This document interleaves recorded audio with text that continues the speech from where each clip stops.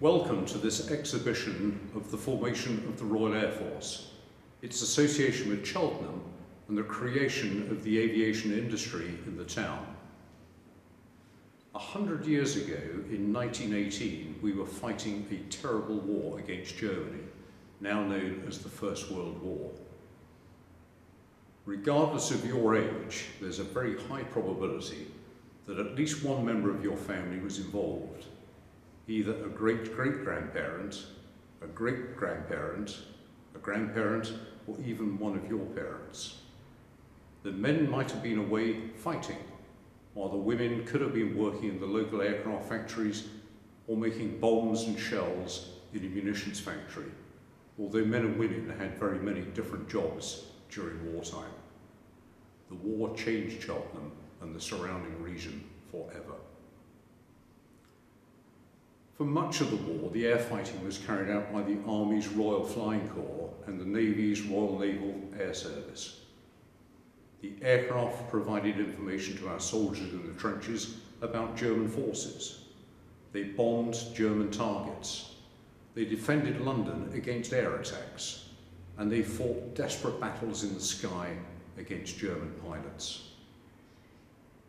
Then, in April 1918, the Royal Air Force was formed, bringing together the Royal Flying Corps and the Royal Naval Air Service into one independent and far more efficient and effective fighting air force. I shall now hand over to my colleague and very good friend, Air Marshal Tony Mason, who will tell you a lot more about the exhibition. There is plenty to see and lots to read, and I hope you enjoy your visit and return soon to the Jet Age Museum. Today we're going to tell you a story about the Royal Air Force and the workers in the factories. You will see and hear how our airmen flew from ordinary fields without parachutes in very simple aeroplanes which frequently crashed. You will see a motorbike that carried the flying orders to the pilots. The aircraft provided information to our soldiers in the trenches about German forces. They bombed German targets. They defended London against air attacks. A well-known local furniture factory in Cheltenham, called H.H. Martin, specialists in architectural decoration, began to build aeroplane parts during the war, soon creating the Gloucestershire Aircraft Company, later the Gloucester Aircraft Company, and the aviation industry had begun in Cheltenham. By April 1918, 45 aircraft were being built in Cheltenham every week, some of them in a very unusual place. Where was it? Look for a Gloucester Gladiator fighter squadron being collected from Brockworth before World War II. Women were employed for the first time building aircraft. What very unpleasant job were some of them doing?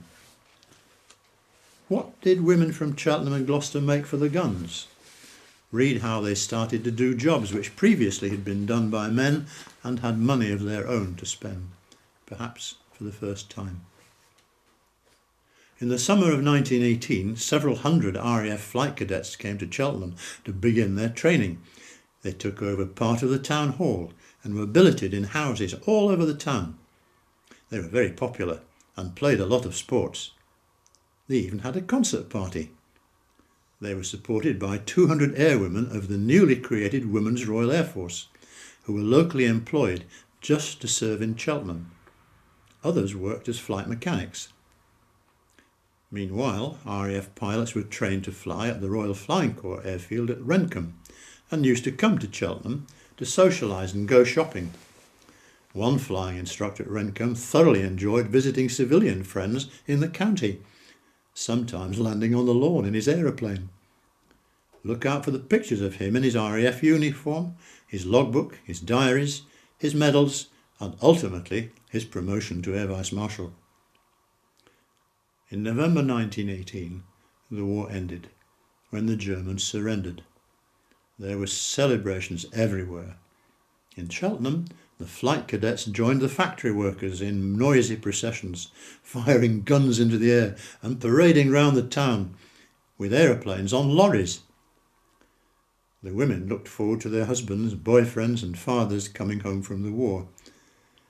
Sadly, more than 1,600 men from Cheltenham never returned, and are remembered every year by red poppies like those which grew on the battlefields of France. The flight cadets were all very happy. They no longer faced the prospect of a very short life in the air over France. You'll see the photo of one who crashed in a field, but lived to eat a hearty breakfast from the farmer. The pilots in World War I didn't have mobile phones, but they did have radios to send messages down to their soldiers about what the enemy was doing. The problem was that if you had the right equipment, you could listen into those messages, and in 1916 a special British Army unit began to listen or intercept German messages. That was the beginning of a very secret British ability to listen in to enemy communications all over the world. Just think how important it must be if you can hear all his plans before he tries to make them work. That Army unit provided top secret information in 1918 and has continued to work closely with the RAF ever since. Did you know that the successors of that Army unit are now based here in Cheltenham at the Government Communication Headquarters, which we know as GCHQ? Its work is so very important and very secret that enemies can never know what it is doing, but we are extremely fortunate that it has given us for the first time here a glimpse of how it has provided vital classified information to the Royal Air Force for 100 years. Look out for the machine, which sent coded messages, examples of some codes and some of the German and Russian messages which were intercepted during the Second World War and later in the Cold War. Soon after the war ended, the RAF flight cadets moved away and the WRAF returned to civilian life. But the Gloucester Aircraft Company survived the post-war reductions, while over the years other household names in the aviation industry became associated with the town, especially Doughty Aviation and its successors, to the present-day Safran, just across the road from the museum. Today, there are several important aviation companies in the area.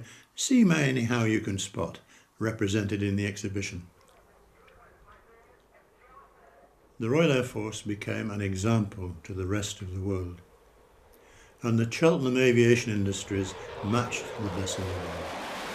In 1918, they transformed Cheltenham socially and economically from a rather sleepy 19th century retirement location into a thriving town ready to meet the challenges of the new century. To help you find all the exhibits and not miss any, make sure you pick up the little guidebook. I hope you enjoy your visit and that you will sometime come back.